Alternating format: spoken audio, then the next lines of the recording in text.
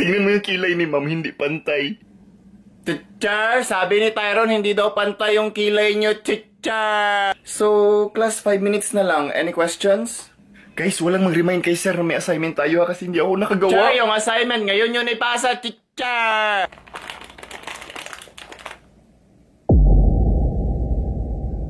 Huwag kang maingay Guys, wala daw si ma'am. So, as your class president, ako daw muna yung in charge. Sana all president! Uy, wala daw si ma'am. Guys, wag nga kayong maingay, guys. Akala nyo madali lang maging president? Guys, makinig naman tayo sa president. Guys, may sinasabi siya. Respeto naman, guys. Sana all respeto. Vice President, pabibo. Guys, umiiyak na yung president. Makinig naman kayo. Ay, bakit ang Tagalog ng elepante kahit wala siyang pante? Maglilista na ako ng noisy. Guys, bawal mag-cellphone sa room. Grabe, pati pag TikTok, bawal. Tol, tik-tik ka? Tik-tik ka pala, tol? Sana all tik-tik. Guys, intrams na next week. So, kailangan natin ng representative para sa Mr. Intrams. Nag-usap na kami ng mga officers at napili namin si Tyrone. Sana all pinili. Bakit ako? Ang daming boys dito. Ako pala! Grabe naman, parang hindi ako gwapo. Gwapo ka lang sa planeta nyo. Guys, please cooperate tayo, guys. Aba, absent ako sa intrams. Ikaw na lang pala vice president kasi tomboy ka. Excuse me, iba ang tomboy sa bisexual. Sana all sexual. Tyrone, pagupit ka na bukas kasi dapat ready ka na by tomorrow. Ako na lang pala, marami akong talent. Hindi talent ang pagiging rugby boy. Sama ni sila, uy, di lagi ko. Guys, support na lang tayo kay Tyrone sa intrams ha. Talent ko rin mabilis kumain ng hotdog. Sana all kinain yung hotdog. Guys, sabi ni ma'am mag-collect daw ako sa inyo ng tig-pipiso. Pag merienda yan ni ma'am. Gawa-gawa lang yan ng mga officers para magkapera sila. Ikaw nga, pakpak na lang kulang, ipis ka na, nagduda ba kami? Sana all hindi nagduda. Para daw ito sa charity, guys. Charity?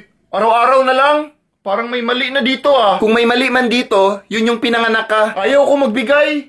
Hindi ako magpapaloko. Sana all hindi niloko. Guys, please, napag-utusan lang ako ni ma'am. Bigay tayo ng bigay, tayo yung naghihirap. Ako nga, naglalakad na lang pauwi. Kailan ka ba nakakita ng taong grasang nakasakay? Ba't walang ganyan sa ibang section ha? Next week pa sila. Tayo yung na-assign this week. Ba't puro kayo reklamo, guys? Kami nga mga officer, 5 piso yung binigay namin. Hindi na kami nagtaka, mga sip-sip. Sana all sinisip-sip. Guys, prepare daw ng 1/4 kasi may quiz tayo pagdating ni ma'am. Crosswise o lengthwise? Quiz na kahapon, quiz na naman ngayon? Anong klaseng paaralan to? Dapat nga magpasalamat ka kasi kahit no pets allowed dito, nakakapasok ka. Sana all napasukan. Bilhan nyo kasi ng kakanin si ma'am para hindi siya puro quiz. Sinatago kasi ng mga officer yung budget para dyan. Ang kakapal ng muka. Yung libag mo sa leeg mas makapal. Pwede na gawa ng subdivision. Guys, don't worry. Open notes naman. Open notes nga. Pero hindi naman yung tinuro niya yung lalabas sa quiz. Sana all nalabasan sa quiz. Pinaaral ako ng magulang ko para matuto. Hindi para mag-quiz. Dapat kasi kinokopya niyo yung sinusulat ni ma'am. Si Vice President nga, hindi naman yan nagsusulat. Baka gusto mo ihampas ko tong notes ko sa mukha mo. Sana all hinahampas ng notes sa mukha.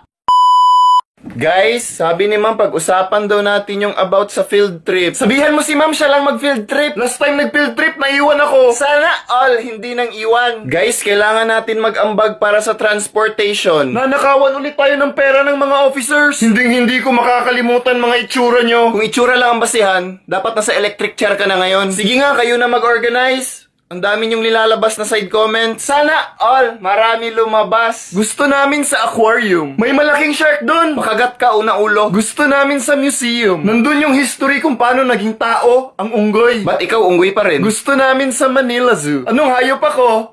Rar, rar. Sa lahat ng hayop, ikaw lang yung animal. Guys, pag mas maraming pupuntahan, mas magastos. Eh di wag tayo magdala ng pera para walang gastos. Pwede pa kidiin itong ballpen sa utak mo hanggang pumasok? Sana all diniin ang pagpasok.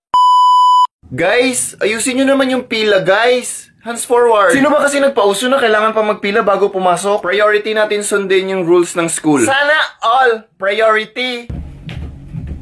Uy! Uy! Ganyan ba talaga pag inaasma yung utak? Guys, papagalitan na naman tayo ni ma'am kung ganyan kayo. Umiyak ka kasi kapag nagkwento si ma'am ng malungkot niyang buhay para hindi ka pagalitan. 3, 2, 1. Saan ka ba nung umulan ng utak? Sa taas! Bakit? Ako yung nagpaulan. Ba't hindi ka nagtira para sa sarili mo? Sana all hindi binigay ang lahat at nagtira para sa sarili. Mamaya ha, pag nagkwento si ma'am, iyak. Sana may plus sa grade pag mas malakas yung iyak. Kasi lalaksan ko talaga. Mas malakas, mas convincing. Na may diferensya ka nga sa utak mo. Yun na nga lang yung pag-asa ko para makapasa. Gusto mo makapasa? Drug test. Okay guys, pasok na. Dahan-dahan lang. Sana all dinahan-dahan ang pagpasok. Guys, sabi ni ma'am maglinis daw tayo ng room. Sabihan mo ang room, linisan si ma'am. Ba't pa maglilinis ng room? Marurumihan din naman. Eh di wag ka nang huminga, total mamamatay ka rin naman. Guys, ayusin nyo muna yung area nyo bago kayo umalis. Sana all inayos muna bago umalis. 2 beses ko na lang linisan ngayon para hindi ko na linisan bukas. Ang talino mo talaga. Ako rin. Ang sipag nyo naman, sana kunin na kayo ni Lord. Guys, pabalik-balik lang yung alikabok. Dito nyo naman sa pinto palabasin. Sana all pabalik-balik na may lumabas. Ayokong lumabas.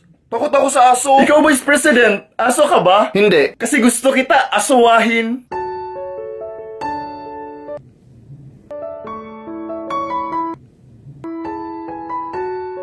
Ikaw aso ka ba? Bakit? Mukha ka kasing may rabies. Guys, bilisan nyo dyan para matapos na tayo agad. Sana all binilisan para matapos agad. Guys, sabi ni ma'am mag-prepare daw para sa earthquake drill. Sabihan mo ang earthquake, i-drill si ma'am. Tuturuan tayo kung anong gagawin sa room at kung paano lumabas. Labas ng room?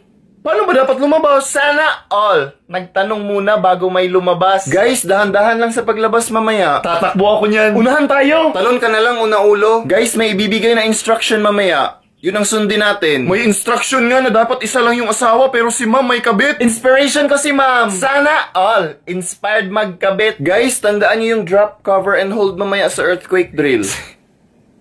Guys, akong bala sa inyo. Kaya ko kayong iligtas sa lindol. Kaya mo rin mapigilan ang paghinga? Kanina pa kasi nangangamoy imburnal. Anong tawag sa gatas kapag lumilindol? Milkshake. Guys, mamaya sa cover, hawakan nyo ng mahigpit yung paa ng table. Sana all may hinahawakan ng mahigpit. Guys, sabi ni ma'am, maglista muna ako ng noisy. Puro ka sabi ni ma'am, hindi naman siya nagpapakita. Kakainin ko na lang muna yung baon ko habang wala si ma'am. Bawal kumain pag hindi lunch break. Sana all pinapakain pa rin kahit nag-break. Guys, sabi ni ma'am, may minus points yung mga malilista ko. Bugsak na nga ako, may minus pa. Congrats! Pero wag nyo akong mamaliitin. Dahil walang matalino kung walang bobo. Proud pang hayop. Sobrang stricto naman. Kukunti na lang nga kaming matitigas ang ulo, sasakalin nyo pa. Sana all nakakasakal ng matigas na ulo. Guys, yung mga makukulit, ililista ko talaga. Kahit wala naman kaming ginagawa, nililista mo pa rin kami. Hindi mo kasi inaayos yung pag-upo. Basta ako, behave ako. Hayaan lang natin siyang ganyan para lahat ng dugo pumunta sa ulo niya at sumabog yung muka. Sana all nasabugan sa muka.